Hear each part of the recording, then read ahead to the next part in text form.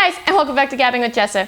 Today's video, I am going to be talking about all of the books that I read this spring season, and that is going to be March, April, and May. I tried to do monthly wrap-ups, but then, in March, something happened, and I just kind of was reading a lot more, and I don't know, I just kind of felt like I'd rather do a bigger review, wrap-up, whatever, towards, the end of spring. Even though we are at the end of June, I am still going to talk about all the books that I read this spring. I was very happy with the amount of reading that I was able to get done. I haven't read this many books in such a long time, and I was able to read so many in this short amount of 3 months. So to break it down, I read 7 books in March, 17 books in April, and 8 books in May. I guess I'll just hop right in and talk about all the books that I read, get brief descriptions, and my reviews on them. So the first book that I completed in March is James Patterson and the Hall of Elders Crossing by G. Norman Lippert, which I gave a 3 out of 5 stars to, but it's definitely more of like a 3.75 stars. During his first year at Hogwarts, James Potter, the son of the famous Harry Potter, realizes that his dad's legacy is still there and he may not be able to live up to it. So it is the story of James making his friends, going through Hogwarts just like his dad did, but also having the reputation of his father and what his father was able to do. There's also a lot of people going on at the school who believe that what Harry Potter did was fake or fabricated, or they made Voldemort out to be the bad guy, and there's a lot of tension between James and these other students who believe that. What's a lot of fun is that the American school wizarding delegates come, so we get a little bit of an idea of what the author thought that an American wizarding school would be like, so they're coming here as well to teach students, co-teach with the Hogwarts professors, and it was a lot of fun to read. However, with them coming here and with everything that's going on, they may uncover a plot that could pit the Muggle and Wizarding worlds against each other. Now, this is not an official book or canon or anything that has been within the Harry Potter universe. This was something my friend recommended to me. I listened to this on audiobook and it was a lot of fun. It was really well written. It was published, I believe, towards the end of like 2007, so a lot of what happened from other canon things, like what's that play called? I can't even remember. The Cursed Child, or what has come out of Fantastic Beasts about the American Wizarding School. There's different names, there's different structures, and I still thought it was a lot of fun that even though these other things that have come out since 2007, since the publication of the last book, I thought it was really fun for the author to dive into what he feels would be happening essentially in present day. So that was a lot of fun, and I did enjoy the story. There were some parts that dragged, but I had a lot of fun with it. It was fun to dive into this world again, taken from a completely different perspective. The next book I finished in March was 50 Shades of Grey by E.L. James. I gave this a 2 out of 5 stars. I probably would have given it a 1 star, but honestly, just the story, I don't know. It's a terrible story, and I think that's why I kind of enjoyed it a little bit more than I thought I would, because of what was written and just some of the scenes and some of the dialogue that was taken. I don't know, I thought it was hysterical. So that's why I gave it a 2 out of 5 stars. For those of you who don't know what 50 Shades of Grey is, Anastasia Steele is asked by her friend to interview this multi-millionaire, young mogul entrepreneur guy, Christian Grey, and they form a relationship, and the story is their relationship. I have seen all the movies, so I just kind of wanted to read the books just because I heard about all the different things from the books and how bad they were, so of course I had to read it. I was just so intrigued and I needed something to read while I had downtime at work. Next, I read A Brief History of Time by Stephen Hawking. I don't really give a lot of nonfiction book star ratings because I feel like it's a little bit different way for me to give it a star rating, so I didn't give anything, but I did very much enjoy this. Basically, the book was telling us how technology has helped us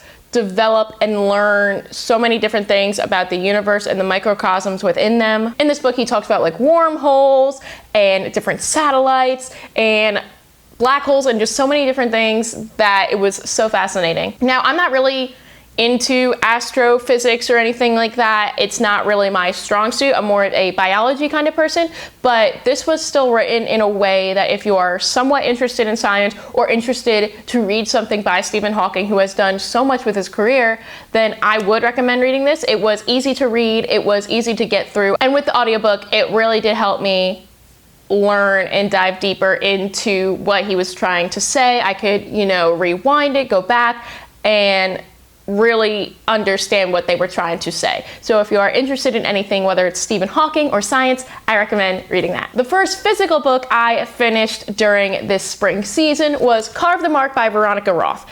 I gave this a 2 out of 5 stars. So this book follows Syra and Akos, 2 individuals from completely different worlds who are thrown together in the most unfortunate of circumstances, and it is the story of how just because they are from different worlds doesn't really mean that they're different people. Now, the main reason I picked this book up was because of the controversy that I heard behind it. I never heard of this book until I saw different reviews about it in more recent times, so I wanted to pick it up myself. If you don't know, some of the controversies are leading towards racism. Knowing that that was something in the book, I definitely was able to see it, so that's why I knocked it down from some star ratings, but also I just thought this book was kind of boring. It was like dragging on in certain parts, and I just could not get into it. I don't know. It took me forever, probably towards like the end third or something like that, and that's being very generous of trying to even attempt to like this book. I mean, there were certain things that I did enjoy of the story, but overall, it just wasn't the book for me. I'm debating on picking up the second one because I'm not the kind of person that likes to just read one book and be done with it. I'd like to continue on with the series, but it may be something I'm not drawn to. After that, I read Dating You, Hating You by Christina Lauren. I have been told many times that I should read Christina Lauren. I'm not a huge romance person, but I decided to finally dive into their work. So when 2 Hollywood agents meet together at a Halloween party, they realize that their lives are about to become more entangled than they originally thought. This story was a lot of fun for me. I did give this 3 out of 5 stars. I did enjoy the story. I enjoyed the characters of Carter and Evie. I really just had fun with it, and how certain aspects of your life really can affect your dating life. And I don't know, it was a lot of fun. I thought it did drag in some parts, and the ending was a little bit of a surprising twist I didn't see coming. But for my first experience with the author duo Christina Lauren, I thought it was a lot of fun, and there are definitely more books by them on this list, and I continue and want to continue to read more of their books in the future. Then I read Cinder by Marissa Meyer. I gave this a 5 out of 5 stars. I have been looking forward to reading the Lunar Chronicles for so long, and I finally got into it, and I'm so happy that I did. So this is a Cinderella retelling, and it follows Cinder, the main character, who is a genius mechanic, but she is also a cyborg, living with her stepmother and her stepsisters. And cyborgs are looked down upon because they are different from everybody else.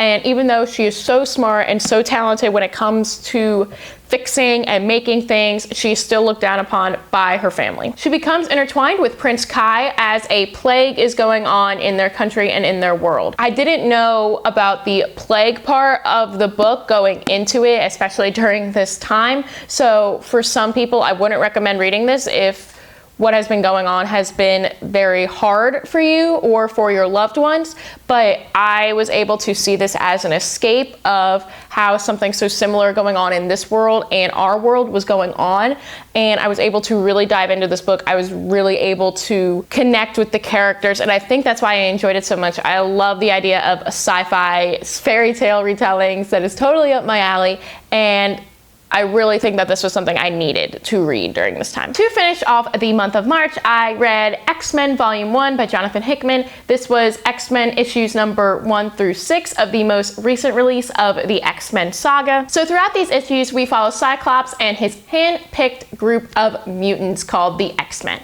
I do have a full review on it, so I will link that in the description below and in one of the cards up here, so you can check out what I thought about the first volume of the X-Men. So then comes the month of April, and the first book that I finished for that was Engage the Brain by Allison Posey. Now, I read this book because it was something I had to read for my master's classes. It was a book that I had to read for one of my assignments and write a review on, do a presentation on, and I really enjoyed this. This is a really good book for educators. I am getting my master's in education. I hope to become a high school biology teacher and middle school science teacher.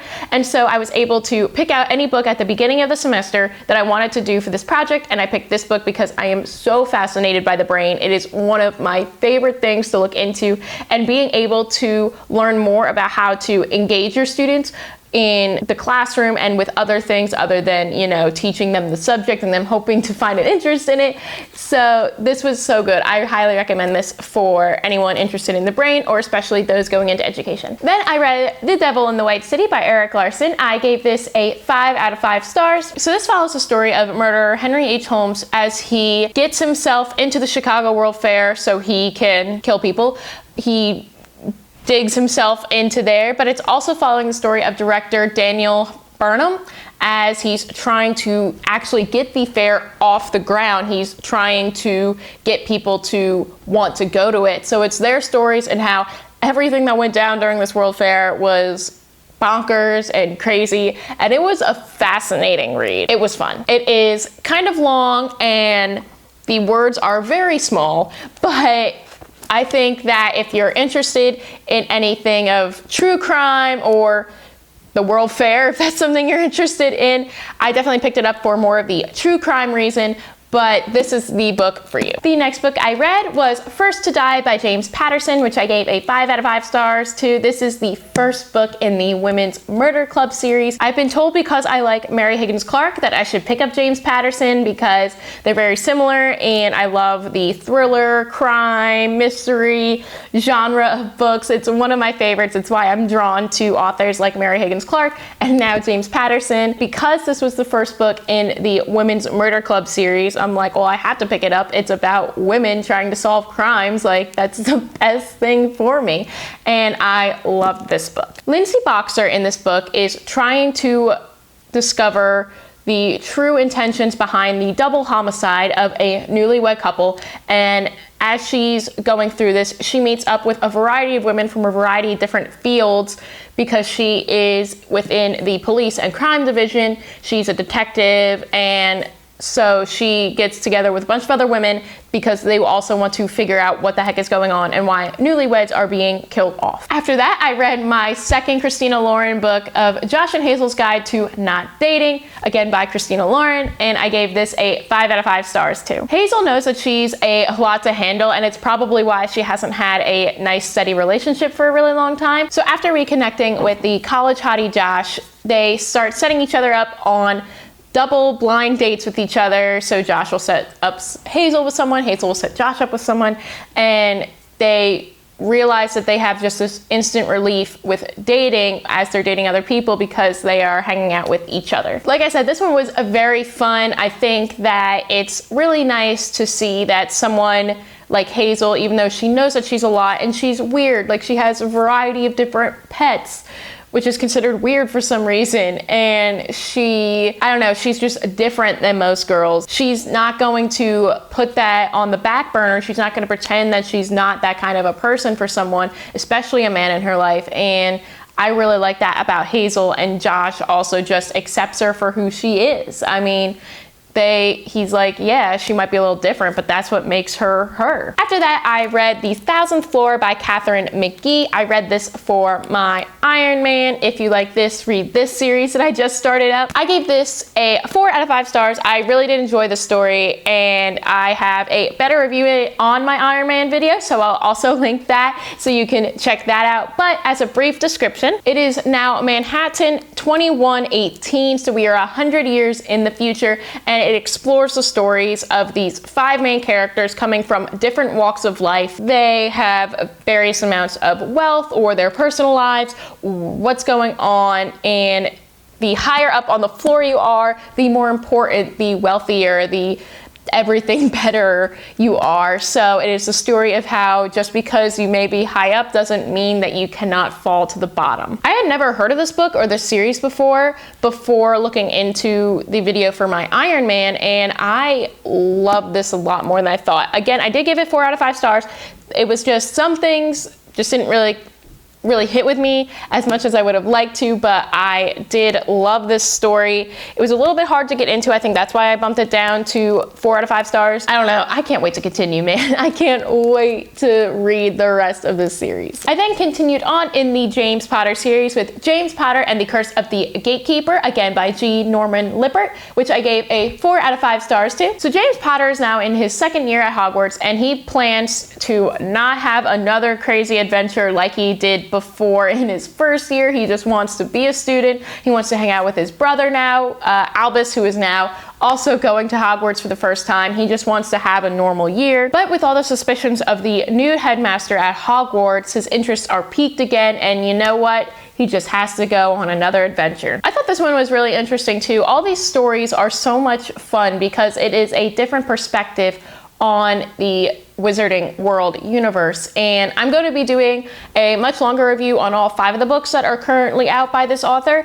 After I finish all of them, I'm currently in the middle of the 3rd one. I'm almost done it, but I did listen to this book on audio, and that was a really fun way to do it. But there's just so many ideas and adventures, and it's not similar to the original Harry Potter stories like I thought it would be. I just thought it'd be a little bit of different rehashings of the different stories. Yes, there's similar elements there. It's just a lot of fun. It's a different perspective, and I love looking at it from a different lens. Another book that I finished on audio was The Ride of a Lifetime by Robert Iger. I gave this a 5 out of 5 stars, and it follows the story of Robert Iger, better known as Bob Iger, the former CEO of the Walt Disney Corporation. It's basically just how like he rose to getting the opportunities that he did. He knows that he is very thankful and lucky for this ride that he's been on, and how the CEOs before him, how he either looked up to them or he, you know, just had differing opinions from what they were, and he knows that he was very lucky for this. But also it just goes deeper into the Walt Disney Corporation. No matter how you feel about the Walt Disney Corporation, I always find it really interesting to,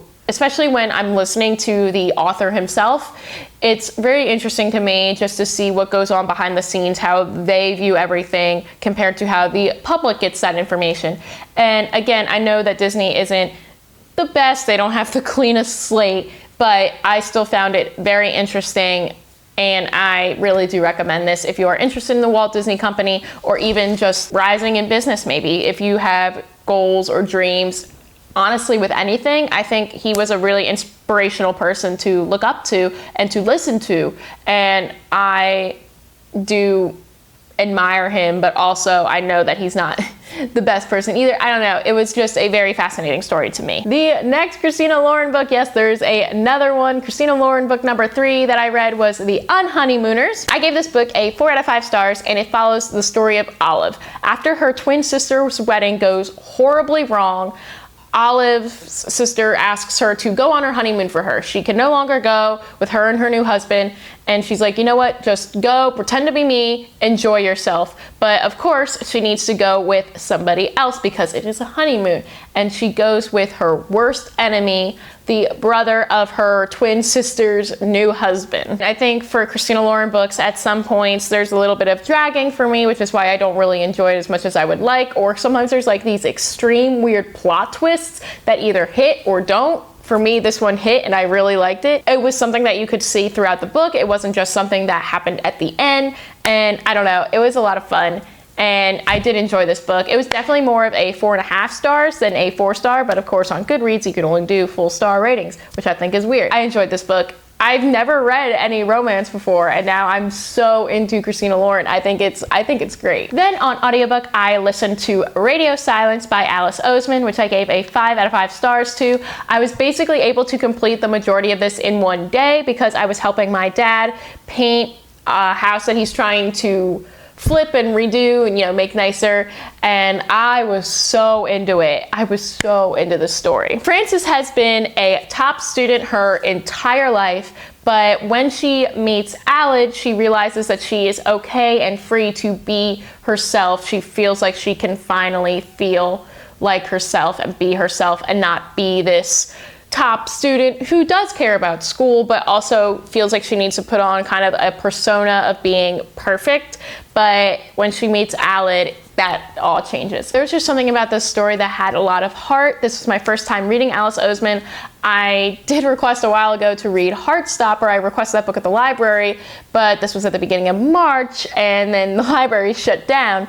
So I wasn't able to read that, so I was really happy I was able to pick up Radio Silence. I have heard nothing but great things about it, and now I am totally on that bandwagon of agreeing with everyone who said that this book was amazing. Also in April, I read Skype by Neil Shusterman. I've again heard nothing but great things about this book and this series, and I agree because I gave it 5 out of 5 stars. In a world where there's no more natural deaths, so you can no longer die of a disease or an accident or anything, scythes are hired to glean or kill off people that they deem need to be because they need to keep the population under control. Citra and Rowan are then asked, kind of forced, to be apprentices for one of the scythes, even though it's not something that either of them have ever wanted to do. This book was just fascinating. Like, I love the world building in this. I love the characters of Citra, Rowan, and their main scythe, whose name I can't remember. And it was a really interesting way to see how the different scythes within the book deem who is worthy and who is not of being gleaned, like who deserves to live and who deserves to die. The one that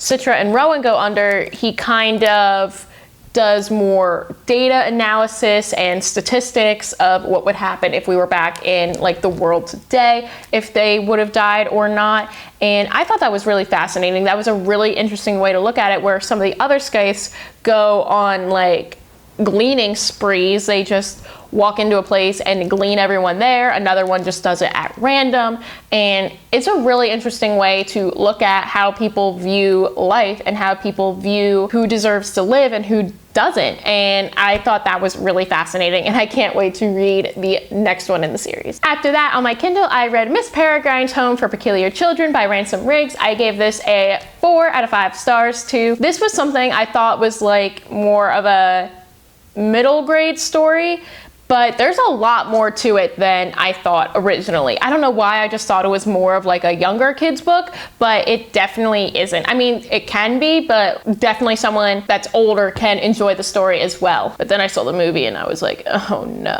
After Jacob loses his grandfather, he's then inspired by a therapist to go and visit the island that his grandfather told so much about during the war. He had so many stories of all of the different kinds of children that were there and that hung out with him, and that made his life great. So Jacob goes and he discovers the orphanage that his grandfather stayed at. Even though it is in ruins, it holds much bigger secrets. Now, this book was kind of hard for me to get into at first, which is why I docked it down from a 5-star to a 4-star, but once things started getting going, it got going, and it was so good.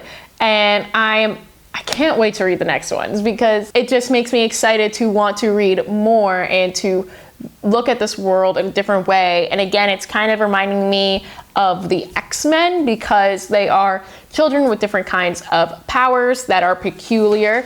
And so, I don't know, it's something I definitely want to continue with. Then after that, I read Lord of the Flies by William Golding, which I gave a 4 out of 5 stars to. I've never read this before. I've been told to read it so many times just because it is a classic. It is something that is, taught in a lot of English classes in high school or college, but I never actually got to read it in any of those classes. So I read it now. It was actually for the Magical Readathon, which is why I read so many books in April, was because of G from Book Roast's Magical Readathon. But anyway, Lord of the Flies is about a plane crash onto a desert island. It has a bunch of young boys, like middle school aged, and now they are trapped on this island with no adults. So they are trying to figure out a way of how to get off this island by trying to contact some people, but also create their own society, because there are no adults and now they need to rule. And when you put a bunch of young boys trying to rule an island without any adults,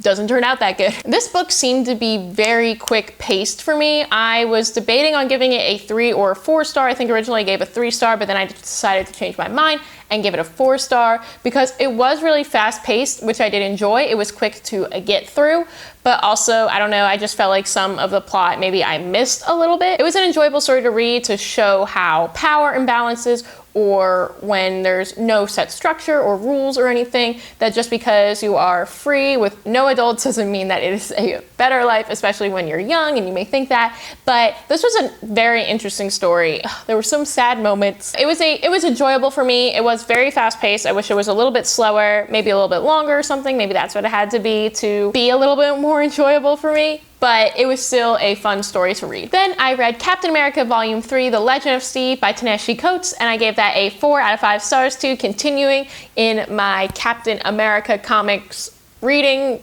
journey. After being convicted of a crime that he did not commit, Steve Rogers has to remain one step ahead of this potential conspiracy that is forming against him. I will soon have out a video on my review on this, so I'll link that once I get that done so you can check out my full review on that. I then finished another quick one-off series of comic books called Spiderverse Spider Zero by Jed MacKay and Ryan North.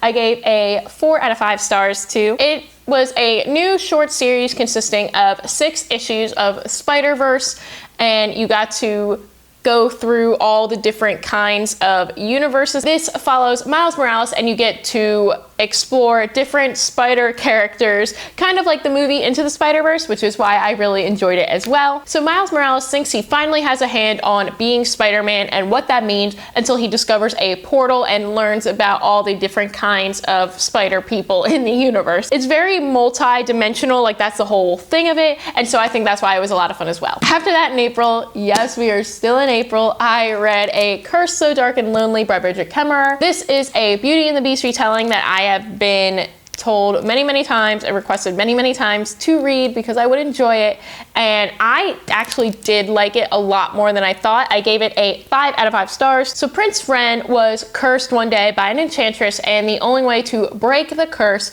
is if he gets a girl to fall in love with him. So then his right-hand man captures Harper, a girl from Washington, D.C., to bring into Ren's universe in hopes that before the next fall season changes, before this curse is forever on him, that she will fall in love. It is the story of Harper and her struggles that she had with her family life. She also has a disability, and I think that rep is really good. I know that one YouTuber, Blonde Books, I'll link her channel down below, it said this was her favorite book because her and the main character, Harper, share similar disabilities. Just hearing that made me so inspired to want to read this more, because if someone can find themselves in a character with something that isn't really represented much in books, I find that so very inspiring. So Harper has cerebral palsy. That is the condition that she is diagnosed with, but she doesn't let that define her. She doesn't want that to make her weak. She is still strong because of it, and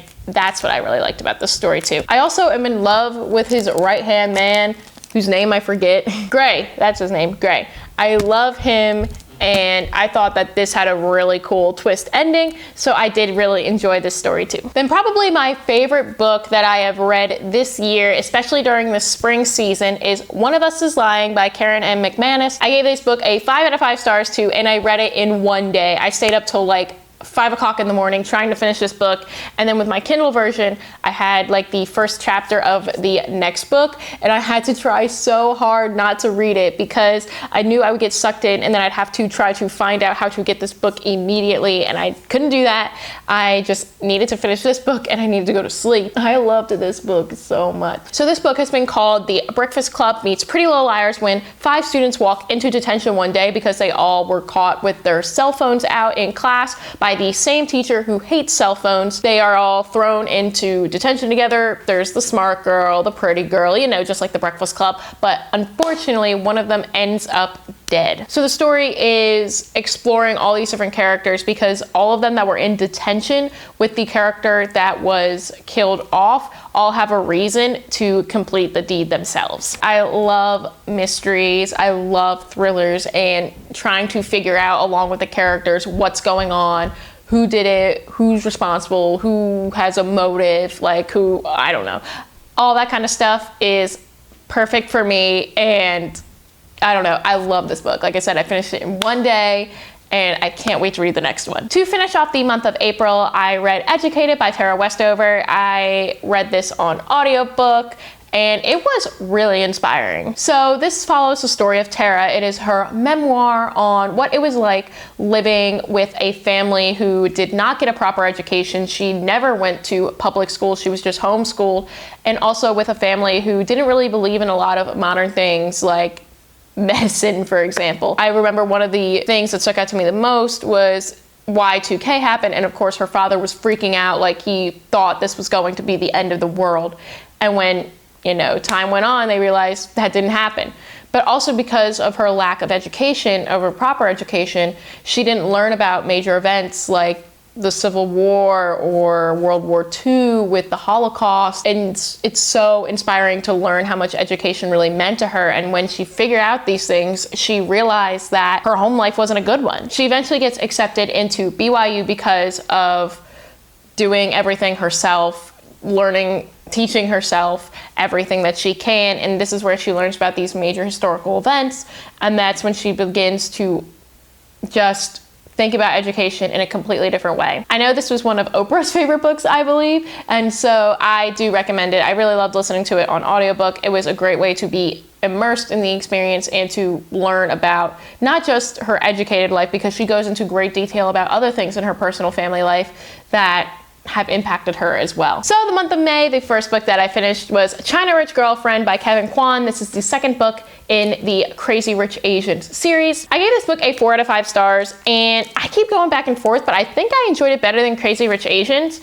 These books are kind of thick, and again, like Devil in the White City, I'm just looking at it, the words are small, but I enjoy the story of all the different characters in it, and I loved being able to explore them even more. So Rachel and Nick are preparing for their wedding, but also Nick hasn't spoken to his family ever since the incident with Rachel and his family happened in Singapore from the first book years ago. Rachel's still struggling with her family issues too after learning about her father and his history, and that impacts their wedding as well. This book just shows us the very elite circles of China. That is where this book takes place, whereas the first one took place in Singapore. This one is focusing on China, and it was a lot of fun. It was crazy, kind of like with the first one. It takes me a while to get into it, and some of the sections are kind of like boring, but I loved being able to learn more about these characters. I'm excited to see what the third book has in store, and I've enjoyed this experience. I really hope that they're making more of the movies. I believe they are after the success of the first one, and even though I wasn't a big fan of the first book or the first movie compared to the book, it was still a great movie, and I can't wait to see what they do with this one. Hopefully they're doing something with it. Then the next book I read was The Thief by Megan Whalen Turner. This is another one that I read for my Iron Man. If you like this, read this series. I gave this a 3 out of 5 stars too, and you can see my reason why again in my Iron Man video that I'll have linked. But just for another brief description, the king's scholar is desperate to find this ancient treasure for the king, and the only way that he can find it is through the help of their most recent prisoner, a thief named Jen. Then I read The Lottery Winner by Mary Higgins Clark. This is a collection of short stories, so very quick, very Mary Higgins Clark stories following the characters of Alvara and Willie after they have won the lottery and they became millionaires living in New York City. I gave this a 4 out of 5 stars. I just thought it was a lot of fun. It was a different Mary Higgins Clark book than I had read in the past because, you know, before she just gives one long story, so it was really nice to see it in more short story format, and it was really easy to get through. The final book that I read for my Iron Man Book versus Movie series was City of Bones by Cassandra Clare. This was my first time reading any of these books. I was highly recommended to it by my college roommate because this was her favorite book series, still is, and I finally, after like 6 years, got around to reading it. After Clary Faye witnesses a murder by a group of teenagers with funny tattoos, she's then thrown into the world of these shadow hunters. Again, I will have a better description on this book and what my thoughts were in my Iron Man video that you can watch. Then I read Girls Stop Apologizing by Rachel Hollis. I gave it a 3 out of 5 stars. I listened to it on audiobook, so it was narrated by Rachel Hollis. This is just another book, advice giving thing from Rachel Hollis, who I'm not the biggest fan of because I think there's a lot of problematic things that she talks about. She doesn't really mention her privilege when she married her husband, who I think they're gonna get divorced now. There's a lot of fat shaming in it. There's a lot of like, she just seems very materialistic, which isn't really my thing when I go to. I mean, there's nothing wrong with people who want nice things. I think that's totally fine. Some of the things that she mentions in here just didn't really sit right with me, and I don't think really sat right with a lot of other people. I gave this 3 out of 5 stars, but it's probably more like a 2-star now that I think about it. I mean, I'm not gonna lie and say there weren't some inspirational, you know, messaging during it, but maybe now it's because she plagiarized all that. It can be something that can help a lot of people, and I'm really glad that if these books help a lot of women, they're just not really for me. Then I read The Ballot of Songbirds and Snakes by Suzanne Collins. I have another full book review on this because this is one of the books I've been waiting for a very long time. I also have that video linked. I gave this book a 4 out of 5 stars. This follows the journey of President Snow during the 10th Hunger Games. Before he's president, he's just an average 18-year-old living in the Capitol, and he is assigned the District 12 tribute, as during this time the Capitol wants to try to have mentors from the Capitol to the district tributes. It just shows us a completely different time of what the Hunger Games was before Katniss gets there and how Snow kind of has some involvement in it. I will have my full review linked in the description down below. The second to last book I read during the spring season was Ames by Gloria Coing. This book was given to me by my boyfriend, or lent to me, I should say, by my boyfriend because he is an industrial designer, and this is a book about 2 designers. This is his favorite book, and he really wanted me to read it. It's a nice, easy read. I was able to get through it very quickly, and it was really interesting to learn the lives of these designers because I am not creative. I am not design worthy or anything like that. So it was really fun to learn about the life of these 2 famous designers that, you know, inspired a lot of what we have today. And finally, I finished off the month of May and the spring season with Supernova by Marissa Meyer. This is the 3rd and final book in the Renegades trilogy, and I have been loving the Renegades trilogy so much.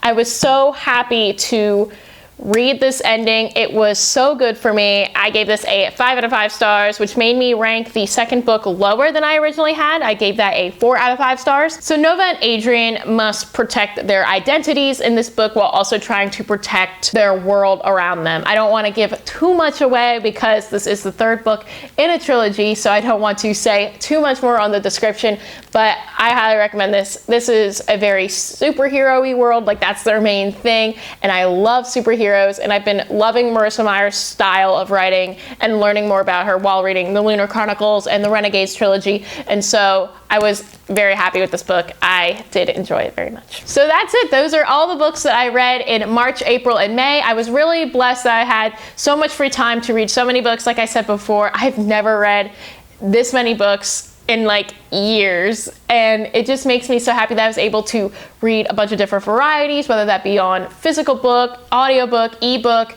and they were nonfiction or fiction or romance or just other genres that I haven't experienced before, other authors that I've never experienced before, and it was a lot of fun.